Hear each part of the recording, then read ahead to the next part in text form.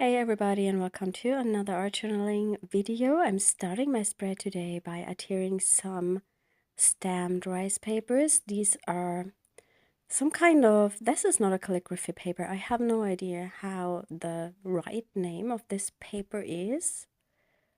The other paper I'm using, that's the traditional calligraphy paper, I think from Japan. And I have stamped it with different images. The calligraphy paper is stamped with usual stamping ink and different images from my Mix It Up sets. I'm really sorry for my voice. I had such a cold over the weekend and my voice is so bad. Excuse that, please. I hope it's going to be better soon. The other paper is also stamped but with acrylic paint in a neon red color.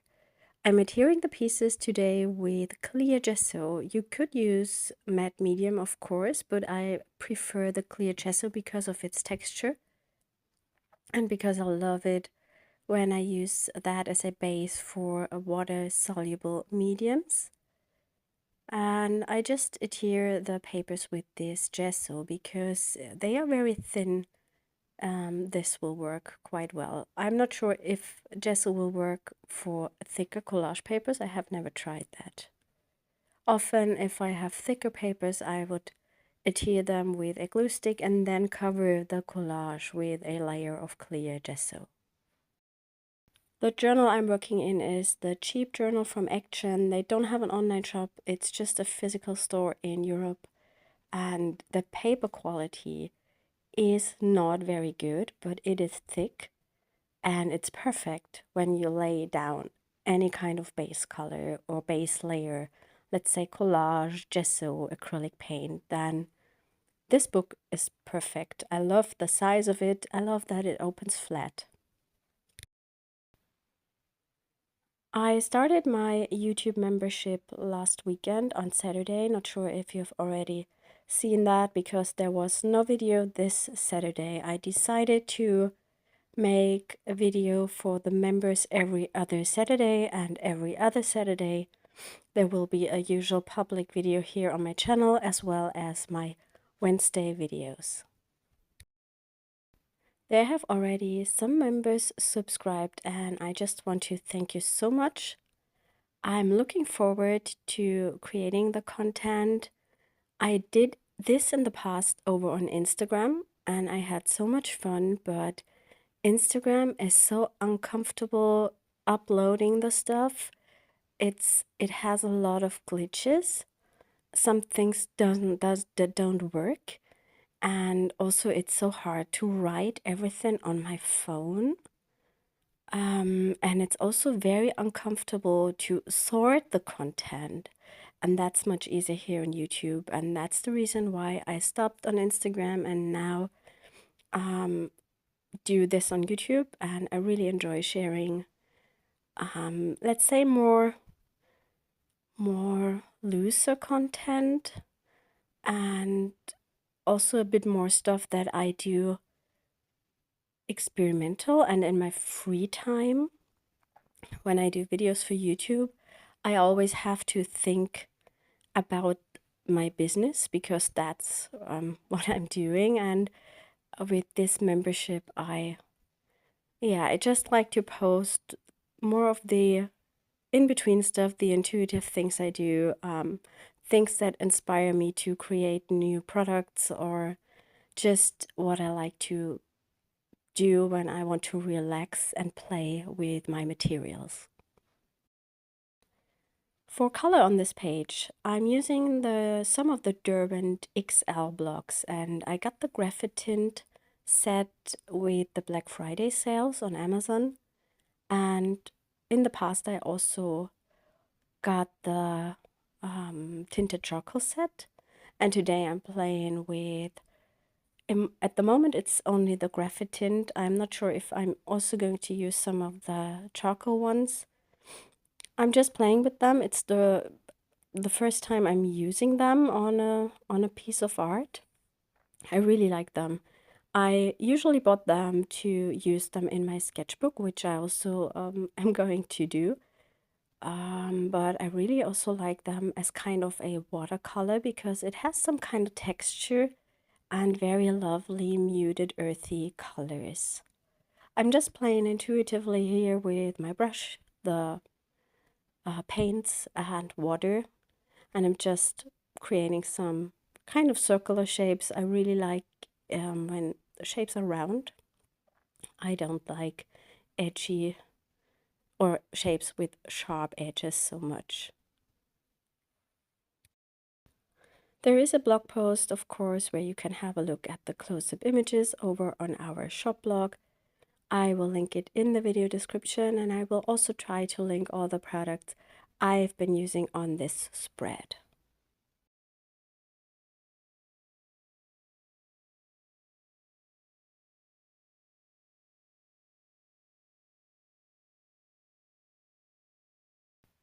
I really like how that pink acrylic paint on that rice paper pops up within the water medium, because it's it's plastic, so the watercolor will not stick to it.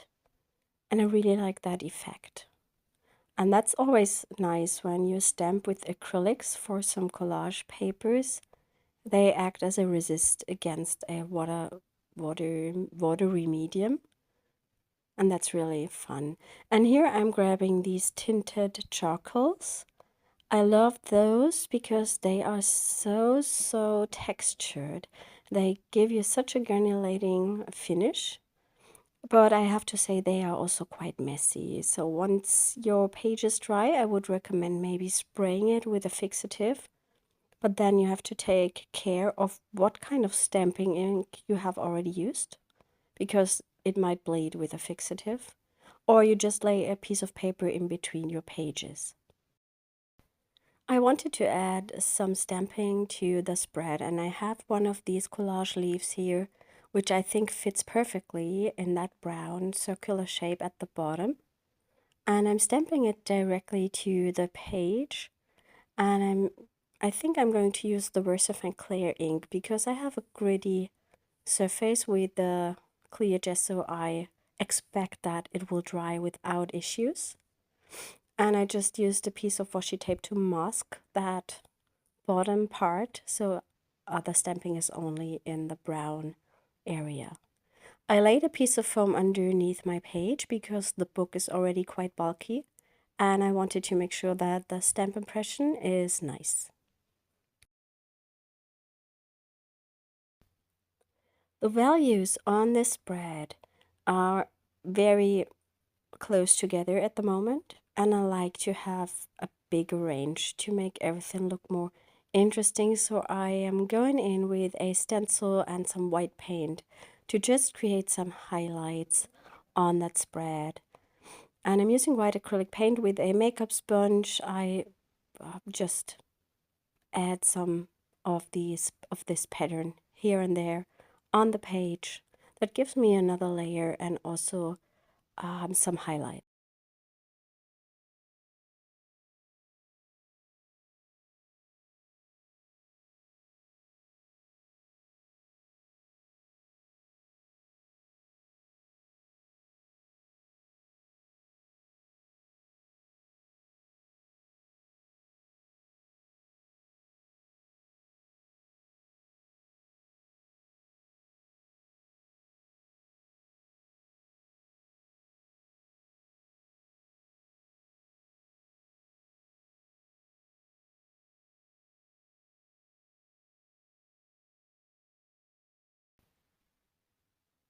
And of course, I'm also using white splatters to bring in even more highlights.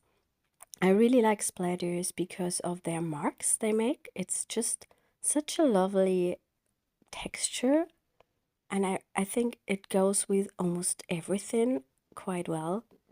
And I'm using a little fern brush together with that acrylic paint thinned down with water.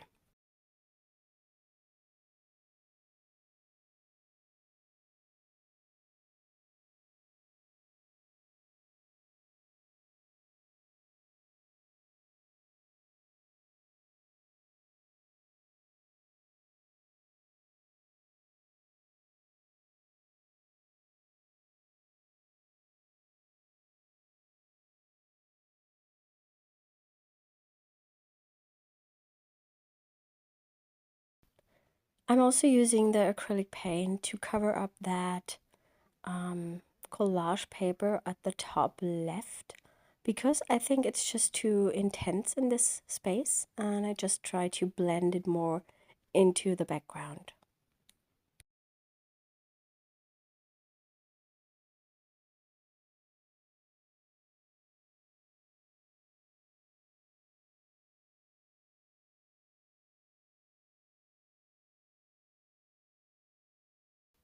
I brought out my dip pen and ink, and I'm creating a botanical leaf image on my page as well. I think that goes really nice with the stamped botanical at the bottom. And I also enjoy playing with that dip pen. I recently brought that out for the first video I shared for the membership, and I had really a lot of fun playing with it. And I will definitely use this more often in the future. I'm using a glass dip pen. I think I got this with a haul video I did for Stationery Pal in the past, but I have not used it a lot. I think maybe just once when I tested it the first time. And it's an interesting tool, and I think I have to practice a little bit more to figure out how it works, because the the angle, it depends on the angle you're holding the dip pen on how much ink you're getting out of it. And I think that might be a really interesting way to draw, if I can figure out how this really works. It's a bit hard, I think. For me, it's easier to work with a usual dip pen. I'm also adding a smaller botanical to the top right, because there was just an empty space. And I couldn't stop, so I added another one. It's so addictive, drawing these botanicals.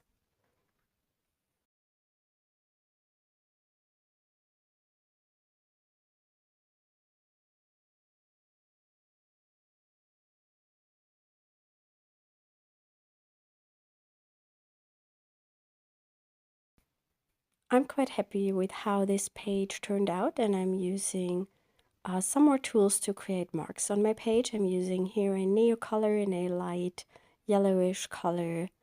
Might be Sahara yellow, but I'm not sure. I just make some dashes and marks with these tools. I also am going to use some kind of a pencil. I really love when I can play on a page with some art supplies just to finish it up. It's so relaxing, and sometimes I cannot stop making marks, and sometimes I overdo it a little, but I think that doesn't matter as long as I have fun.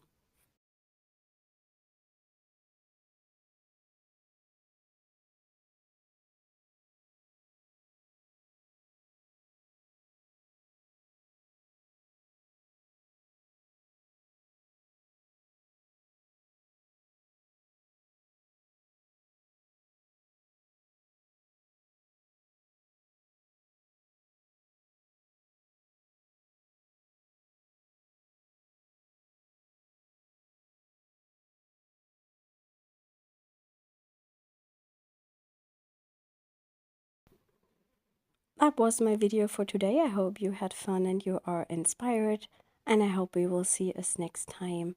Bye.